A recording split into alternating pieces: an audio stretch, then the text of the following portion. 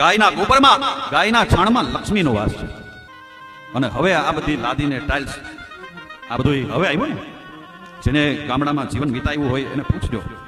ગાયનું છાણ, ખેતરની માટી, એમાં ગંગાજળ, એમાં ગૌમૂત્ર નાખી એનું ગારિયું બનાવી અને એની જ આ જમીન છે એ લીપતા. દિવાલોમાં પણ ઈ લગાડતા.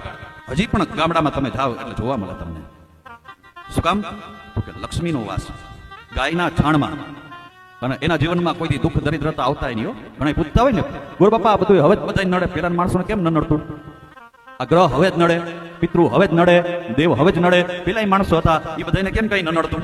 પેલાના માણસો નીતિ નિયમથી જીવતા ને એટલે કઈ ન નડતું. આપણે આડે ધડ જીવીએ છીએ એટલે આપણે નડે. ઉંબરા હતા, કોણે જોયો ઉંબરો? વાહ. અને ઈ ઉંબરાનું ઝાડ હોય ને, ઈ જ ઉંબરાના ઝાડનું લાકડું ઈ ઉંબરામાં ફિટ થતું. અને ઈ ઉંબરો કાયમ ધોવાતો, બે બાજુ સાથિયા થતા, વચ્ચે 3 ભાતની ઢગલી થતી. ઘરની અંદર કોઈ અપવિત્ર વસ્તુ ના આવે.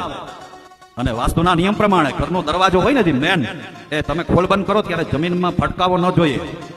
આ નિયમ છે વાસ્તુનો. એટલે ઈ પેલાના માણસો ઉંબરા રાખતા, મેન ગેટ થોડોક ઊંચો રાખતા જમીનથી. અને ઈ બંધ કરે ને એટલે ઉંબરાની હારે ફટકાઈ જાય, નીચેથી કોઈ જીવ જંતુ પણ ન આવે, અને દરવાજો પણ જમીનમાં ન અડે, અને ઉંબરો પણ ફિટ થઈ જાય. આ વાસ્તુશાસ્ત્ર હતું આખું. ઘરનો દરવાજો ખોલ બંધ કરો એટલે જમીનમાં ફટકાવો અડવો ન જોઈએ. ઘરની અંદર માનસિક પીડા આવે,